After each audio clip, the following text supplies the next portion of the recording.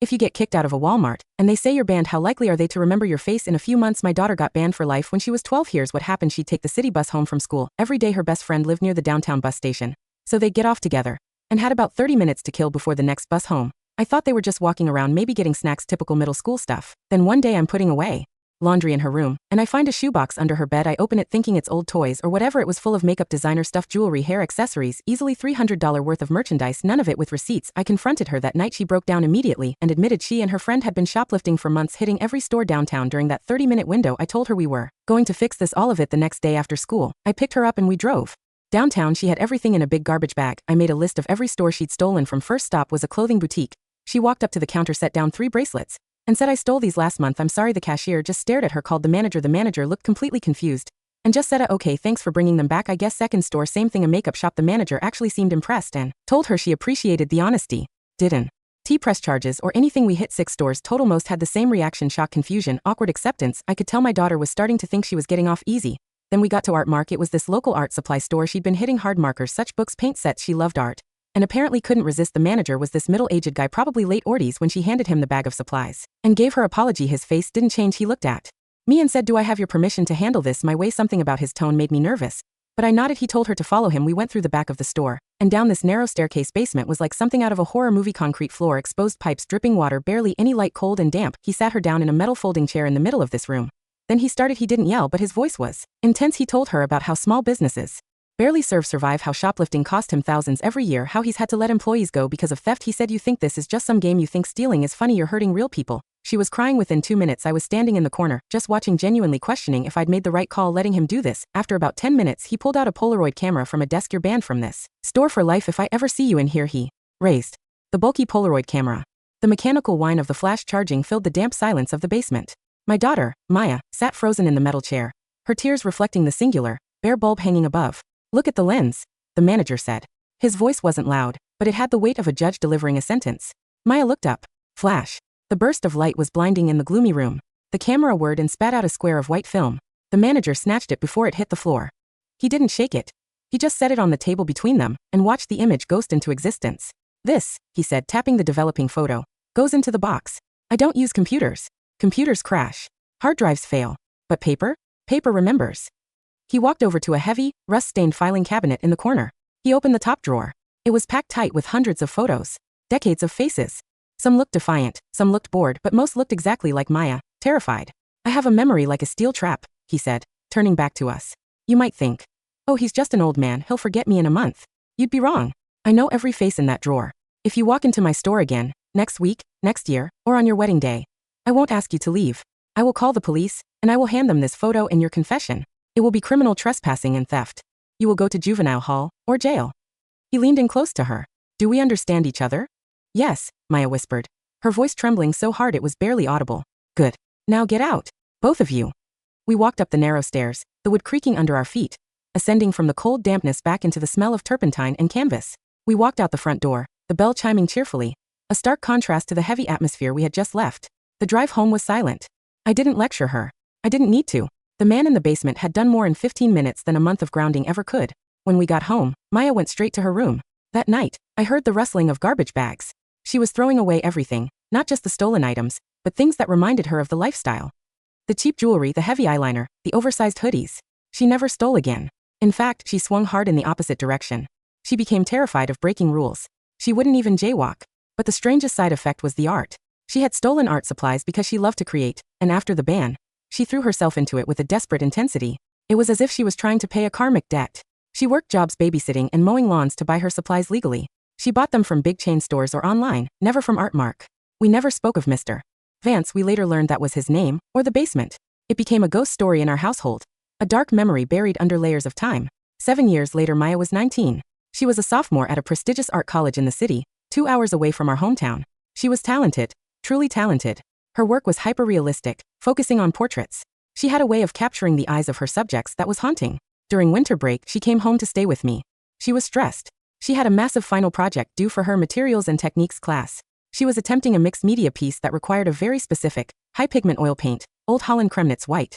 It was expensive, rare, and nearly impossible to find in physical stores. She had ordered it online weeks ago, but a shipping delay meant it wouldn't arrive until after her deadline. "Mom, I'm screwed," she said, pacing the kitchen on a snowy Tuesday morning. I can't finish the highlights without that specific texture. If I don't turn this in on Friday, I fail the studio component. Can't you use a substitute? I asked. No, the professor checks the chemical composition.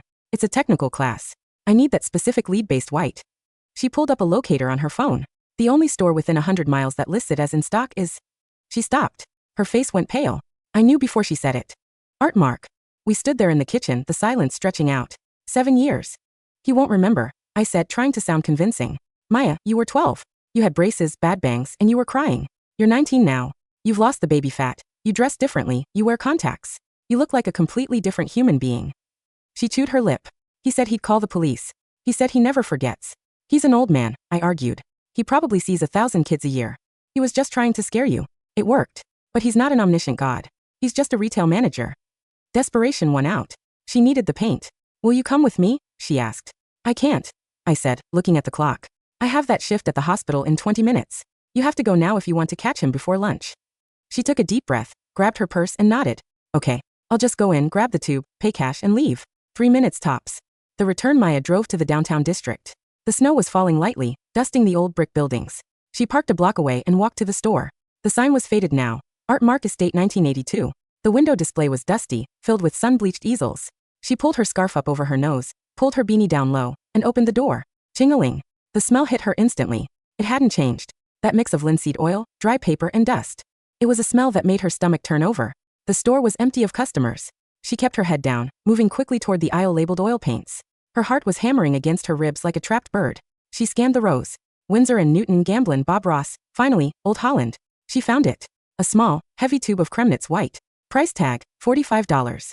She grabbed it. She had a $50 bill in her pocket. She turned to the counter. Mr. Vance was there. He looked older. Much older. His hair was completely white now, thinning on top. He wore reading glasses on a chain and a thick wool cardigan. He was reading a paperback book, hunching over the counter. Maya approached. Just be normal, she told herself. You are a customer. You are a stranger. She placed the paint on the glass counter. Mr. Vance didn't look up immediately. He finished the paragraph he was reading, marked the page, and closed the book. Then he looked at the paint. Quality choice, he grunted. His voice was raspier, but unmistakably him. Just this please, Maya said. Her voice sounded higher than usual. He pulled the tube toward him. He didn't scan it. He punched the price into an ancient cash register manually. Clack, clack, clack. $48.15 with tax, he said. Maya handed him the $50 bill. Her hand was shaking. Just a tiny tremor, but visible. Mr. Vance took the bill. He opened the drawer. He counted out the change. $1, 3/4, 1 dime. He placed the change on the counter. He placed the paint next to it. Maya reached for them. Thank you, she breathed. Ready to bolt. Wait, he said. Maya froze. Her hand hovered over the paint tube. Mr. Vance adjusted his glasses. He leaned forward, squinting. He looked at her eyes. Take down the scarf, he said. It wasn't a request. I have a cold, Maya lied, panic rising in her throat. Take down the scarf, he repeated. His tone hadn't changed. It was the basement voice. Trembling, Maya lowered the wool scarf from her face. He studied her. He looked at her chin, her nose, her cheekbones. The silence in the store was deafening. The radiator hissed in the corner. Mr. Vance turned around. He walked to the back of the counter, to a shelf that held not just office supplies, but a small, familiar metal box. Maya's legs felt like jelly. She wanted to run, but she was paralyzed by the inevitability of it. He knew. He brought the box to the counter. He opened it. The tabs were yellowed. He didn't flip through them. He went to the very back, to a section separated by a red divider.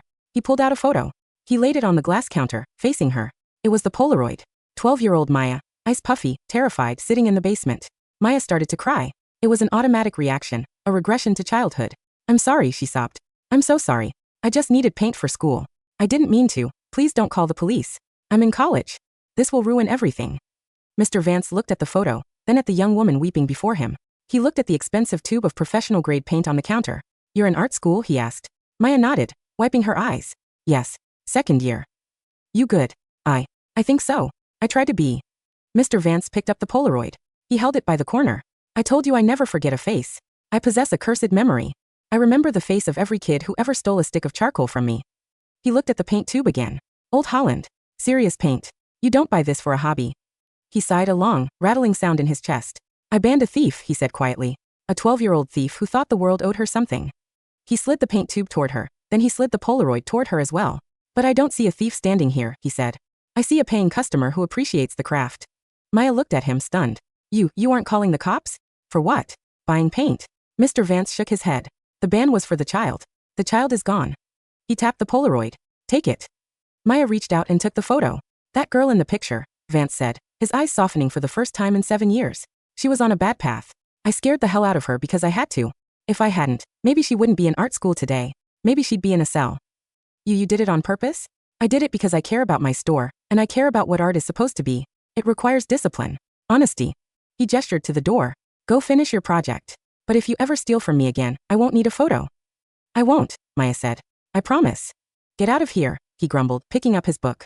And fix your scarf. It's cold outside. Maya walked out of Art Mark with the paint in her pocket and the Polaroid in her hand. She stood on the sidewalk as the snow fell, looking at her 12-year-old face one last time.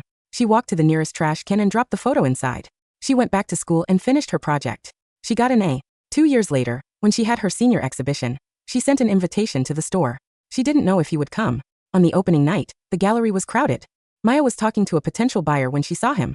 Mr. Vance was standing in the back, wearing a mismatched suit, looking at her self-portrait. A painting of a young woman looking defiantly out of the canvas. He didn't stay long. He didn't speak to her. But as he left, he caught her eye across the room and gave a single sharp nod. It was all the approval she ever needed.